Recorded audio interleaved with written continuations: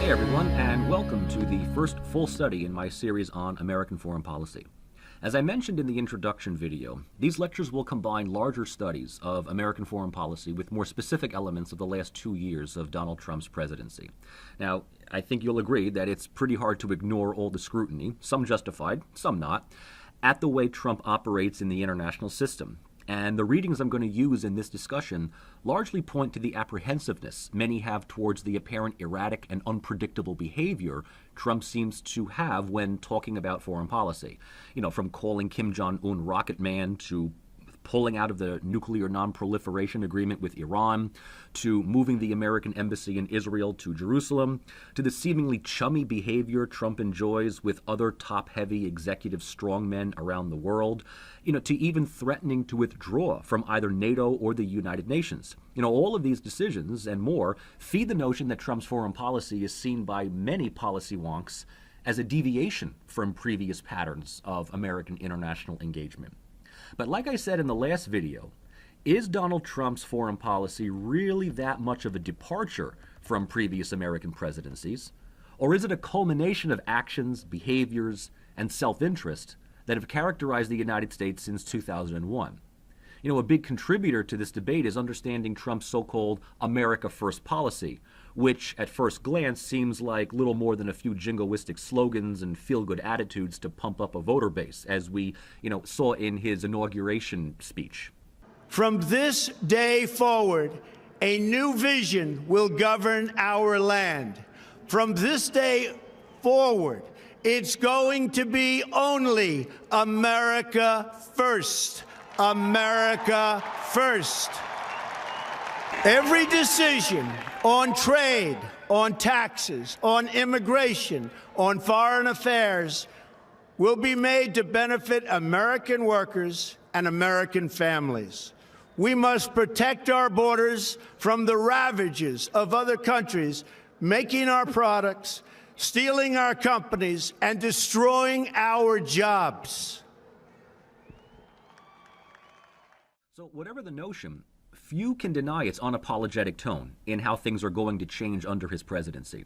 If anything, America First seems to predict that the U.S. will increasingly, quote-unquote, go it alone in the world. And those countries that agree with America's foreign policy are welcome to follow, while those that aren't are encouraged to basically get out of the way. This is probably seen as the most problematic element by foreign policy analysts, who feel the United States will withdraw as a global leader from a number of allied partnerships, which means disengaging from long-term commitments of collective security in Europe to being a leading voice in the promotion of liberal democracy around the world. Now, before any of you raise an eyebrow, note that these opinions are what prevailing attitudes in American media are thinking. So whether the United States was ever a promoter of democracy, true democracy in the world over the last 10 to 20 years, not to mention the activities in Latin America during the Cold War, is debatable. And, we're going to discuss that elsewhere. But for now, the collective sentiment agrees that Donald Trump is a clear aberration of nearly 70 years of America's international leadership and guidance. So to put this into larger perspective, perhaps it's good to take a step back and look at the world big picture style in 2019. Where are we, what we're up against, and where we'll likely go. The first thing to note is that, Trump or no Trump, we are definitely in a period of fundamental, structural, regional, economic, and political transition. In many ways, we've been in this transition for at least 10, if not 15 years. Basically since the U.S.-led Second Gulf War in Iraq in 2003. So it's kind of a transition that extends beyond simply political reshuffling in Washington or elsewhere, but is rather a fundamentally systemic transition that may change the balance of world power and how power is measured. So it's what early 20th century Italian Marxist Antonio Gramsci referred to as the interregnum, which is a crisis of authority in which the old is dying and the new cannot yet be born. Now, what old that is dying is the age of American unipolar hegemony, which dominated global studies throughout most of the 1990s and is itself a culmination of Cold War-era power politics that first balanced against the counter-hegemony of the Soviet Union and then became the sole global authority after the Soviet Union's collapse in 1991. Now, during this decade, America's political, economic, diplomatic, and sociocultural influence on the world was largely uncontested and certainly unparalleled. But, as we will discuss in future lectures, American unipolarism, like most unipolar powers in history, they don't last long and eventually give way to rising powers that might not directly challenge U.S. authority, but certainly offer alternatives to it.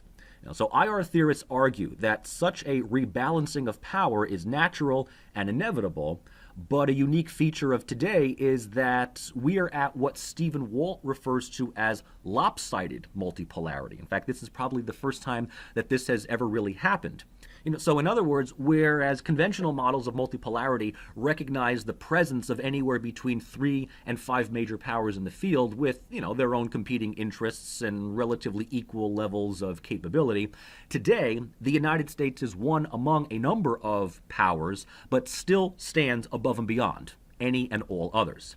So, as Walt continues to note, the United States will still be seen as the single most consequential actor on the planet, because no other country will possess the same combination of economic clout, technological sophistication, military might, territorial security, and favorable demography. But its margin of superiority will be smaller than it used to be, and the country will still face long-term fiscal problems and deep political divisions. China will be the world's number 2 power, and it will exceed the United States on some dimensions, followed by a number of other major players, Germany, Japan, India, Russia, and so on, all of them considerably weaker than the 2 leading states. So, it's within this scenario that we have to place the rationales for Trump's America First policy, which can be viewed as a response or even a reaction to the decline of American liberal international order. In this light, America First isn't the catalyst, but rather the after effect of the change in global power alignment. Probably one of the best studies on America First is an article written in 2017 for the Wall Street Journal by really 2 of its architects, former National Security Advisor and retired U.S. Army General H.R. McMaster, and former Chief Economic Advisor Gary D. Cohn. Now, I need to emphasize before citing this article that it might not be exactly what Trump envisions, because nothing has ever been formally codified in any kind of quote-unquote Trump doctrine. But it's still far more articulated than what Trump has ever specified, and is the article many critiques point to when responding. So, for better or for worse, this is as good as it gets as far as us understanding the nature of America First. So what then is America First? How is America First defined? Well, right from the start, McMaster and Cohn note that America First doesn't mean America alone. Rather, it's understood to be, quote, a commitment to protecting and advancing our vital interests, while also fostering cooperation and strengthening relationships with our allies and partners, end quote. So this seems relatively straightforward at first read. But there's a number of hidden messages within the text. First, when they say our, they don't mean the long-standing transatlantic network of states established by the U.S. in the wake of the Second World War that has, by and large, defined the core element of American international power. Rather, our vital interests are America's vital interests. And if they happen to be the interests of others, well, then so much the better. But make no mistake about it, America First means, quote, the restoration of American leadership, end quote, through the use of, quote, diplomatic, economic, and military resources of the U.S. to enhance American security, promote American prosperity, and extend American influence around the world. So if anything, America First is a formal reset of existing alliances and animosities. As McMaster and Cohn write, America will treat others as they treat us. They will be a true friend to their partners and the worst foe to their enemies. So the criteria for determining and differentiating friend from foe are where our interests align. Again, this might just seem like tough talk to reaffirm pre-existing alliances and commitments, but the rhetoric clearly puts both the burden and responsibility of maintaining friendly relations with the United States on other countries to make. Now, NATO countries are reminded to pay their fair share. Middle Eastern states are expected to firmly commit to Washington's plans of counterterrorism. Now, only Israel seems to get carte blanche support from Washington, but this has been a long-standing issue of U.S. foreign policy before Trump. So what seems clear from the text is that America will continue to engage the international community, but the era of free riding comes to an end. Traditional allies cannot simply expect to remain allies if they don't offer something for America to ally with. At the same time, foes, and they're not clearly listed here, should pay heed that the United States may no longer adhere to pre-existing international agreements and treaties that followed them to, quote-unquote, get away with things beforehand. Hence, the belligerency the United States exhibits towards states like North Korea and Iran. So to Trump, the world is not a global community, but an arena where nations, non-governmental actors, and businesses engage and compete for advantage. So this might be the most unnerving statement in a collection of unnerving statements, since it seems to unravel decades of standing agreements with states and organizations that the United States was actively engaged with prior. That Trump, and even more importantly his foreign policy wonks, see the world as a collection of individual players with competing self-interest means that America First views the world, as well as America's, through 19th century lenses of self-help realpolitik, where states act to enhance power and security, where might makes right, and where a few powerful states make policy for the rest of the region to follow. And this throws out the international system originally designed by Woodrow Wilson and molded by Harry Truman and returns America to an era of zero-sum games. And this is precisely what so many foreign policy analysts fear.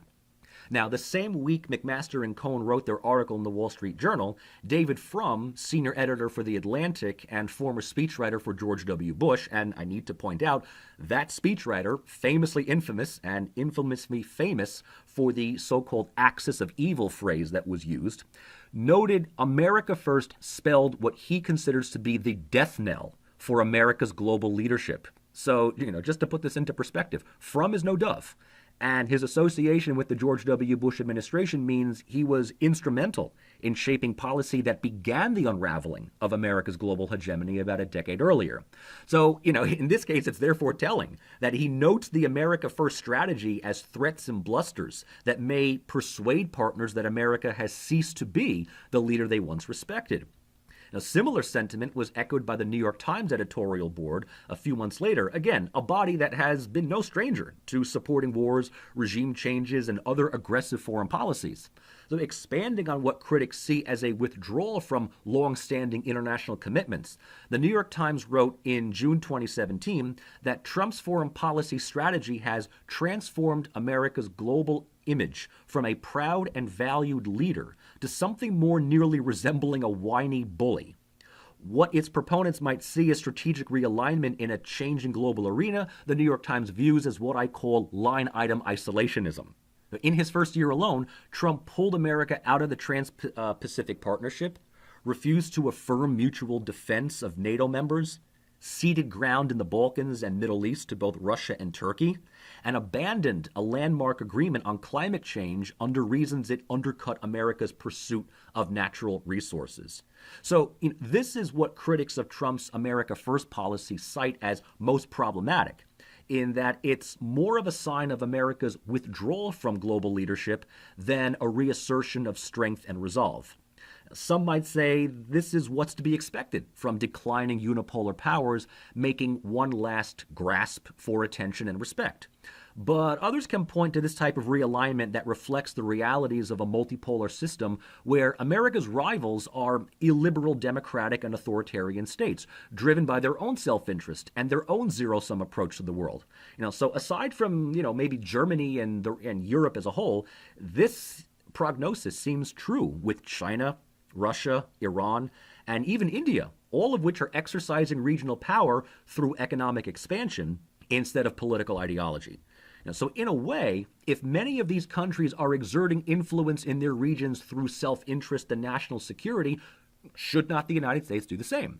Should the United States finally eschew the guiding leadership it had in the Cold War and immediately afterwards, and just assume other democracies now have the capabilities of operating on their own?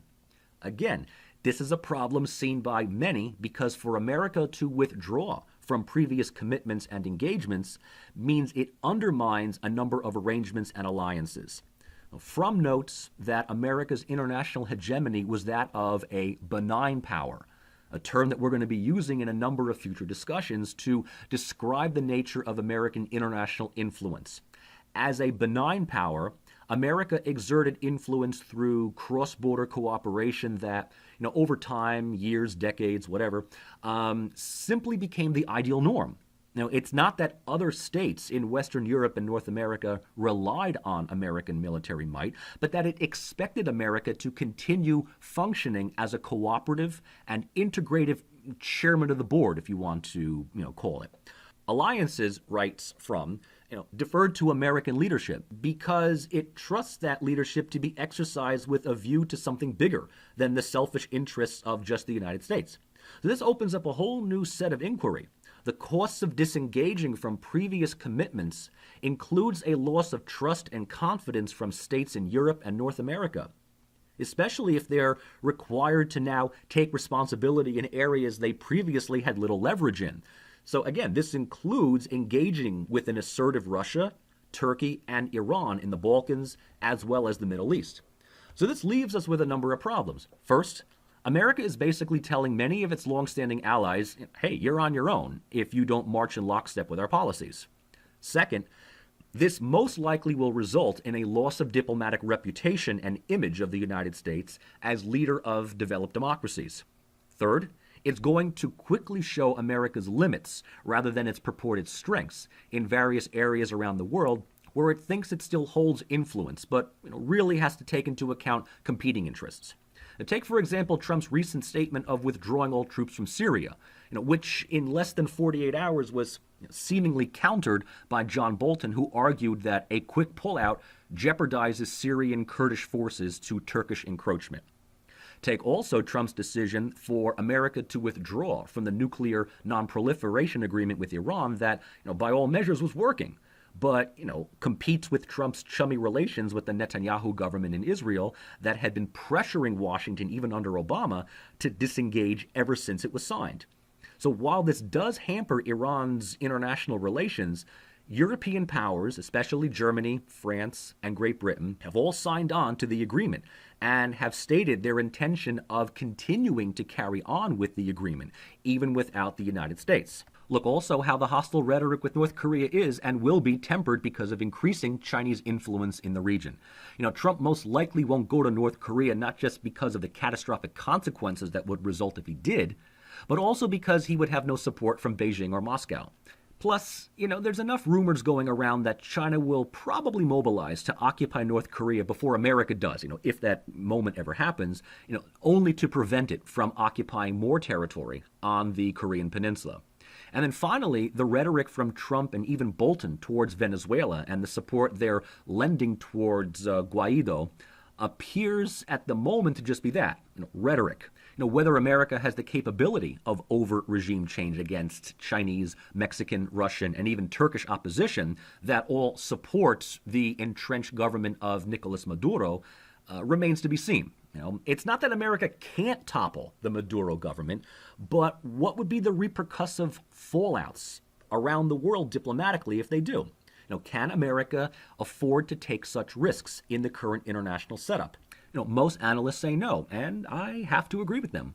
Regardless of title and rhetoric, America First is a policy of disengagement from being the sole global hegemon and can either be seen as the last gasp of unipolarism or a begrudging acknowledgement that the United States might still be, and think it still is, a major power. But one in a unipolar world, though. In a way, Donald Trump isn't the cause of this unipolar decline, but, is certainly the catalyst that will definitively end this unipolar period.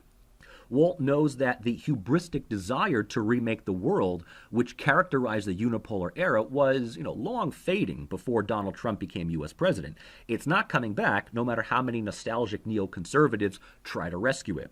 So this might be why America First seems to be belligerently self-serving.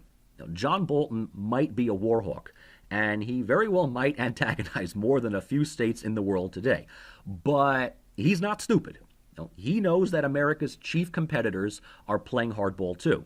And in a new world where rivals aren't interested in cooperation as much as self-interest, America can't afford to be naive in thinking they can lead the way they did with their partners during the Cold War. I mean, take a look at the brazen attitude Bolton has given towards intervention in Venezuela recently. I mean, he's not even attempting to candy coat it with a veneer of humanitarian intervention. He's absolutely convinced no one is going to believe.